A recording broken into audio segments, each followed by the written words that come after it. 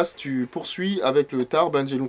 Le principe, c'est qu'il y ait au moins 2 lectures sur chacun des livres. Et là, on s'est foiré sur celui-là. Oui. Donc, vous allez devoir faire confiance à Grâce. Vous allez devoir me faire confiance et je suis transparente avec vous, je n'ai pas terminé. Mais faites confiance. Mais faites confiance. Non, mais pourquoi je dis je peux quand même en parler parce que bon, déjà, j'ai lu jusqu'à plus que la moitié. Et surtout, c'est que c'est un recueil de nouvelles en fait. Donc déjà, Tahar Benjeloun, j'avais déjà lu certains de ses romans. Déjà, quand j'étais plus jeune, j'avais déjà bien aimé. Donc là, c'est un recueil de nouvelles. Amour sorcière, c'est divisé en 3 parties. Et c'est le titre de la première partie. Donc, il y a une vingtaine de nouvelles qui vont parler des relations amoureuses, relations amicales au Maroc principalement, même si toutes les nouvelles ne se situent pas au Maroc. Et c'est écrit vraiment sur très peu de pages.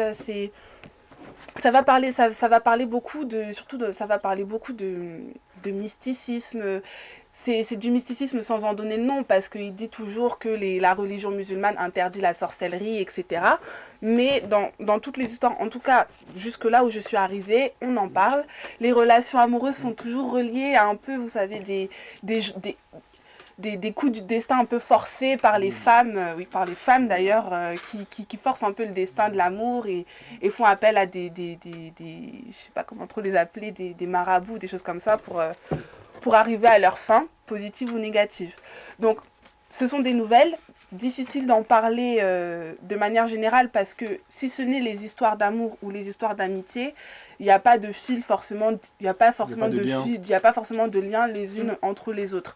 Mais j'aime bien le style, c'est fluide, c'est très intéressant. C'est une société marocaine, c'est pas la société marocaine des femmes voilées qui ne parlent pas. Au contraire, les personnages, les femmes qu'on rencontre dans ces personnages, moi ça me marque. Les femmes m'ont plus marqué que les hommes. Les femmes qu'on rencontre dans ces nouvelles sont des personnages libres de leurs pensées, de leurs actes. N'hésite pas. Des femmes qui travaillent, etc. Enfin, moi, j'ai bien aimé cet aspect-là. J'aime bien quand on présente les femmes comme ça, de cette manière-là. Ça me fait plaisir. Donc, j'ai bien aimé Tahar Benjeloun. L'auteur aussi, j'aime bien son style. Donc, c'est intéressant. On peut piocher n'importe quelle nouvelle, en lire une. On n'est pas déboussolé. Je ne saurais pas trop comment vous en parler. Il y a trop de nouvelles, en fait.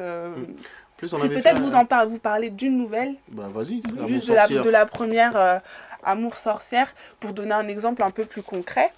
On va partir sur une femme qui était fiancée. Donc, quand je dis que les femmes sont libérées, c'est toujours quand même, il y a toujours la société qui pèse autour, où la femme doit être mariée, c'est mal vu qu'elle vive en appartement, toute seule, etc. Parce on a l'impression qu'elle se prostitue si elle n'est pas avec son mari, etc. Donc c'est une femme qui s'est séparée de son fiancé. Déjà, ça c'est mal vu. Elle a une 30aine d'années. On s'attend à ce qu'à cet âge-là, elle soit mariée et des enfants. Et elle rencontre un monsieur totalement libéré, divorcé, qui enchaîne les conquêtes, par exemple, et puis ils se rencontrent. Et c'est une histoire d'amour. Le monsieur, c'est un célibataire endurci, etc. Mais il finit quand même par tomber amoureuse de la belle. Ils se rencontrent dans un train par littérature. Et puis ça y est, c'est le coup de foudre, quoi. Et puis c'est là que le côté mystique apparaît.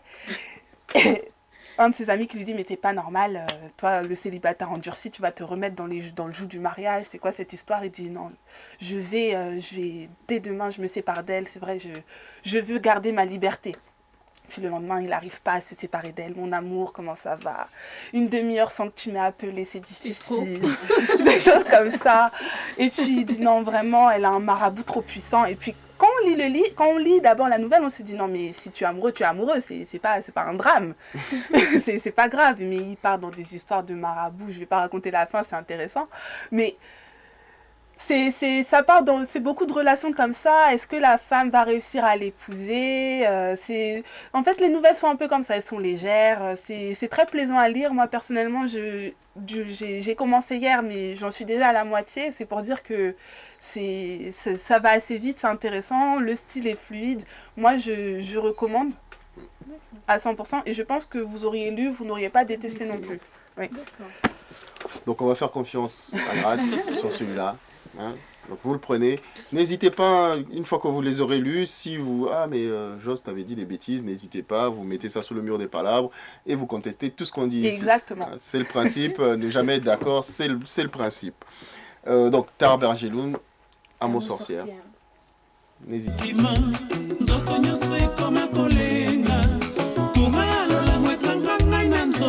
Motema ekoma na esika elingaka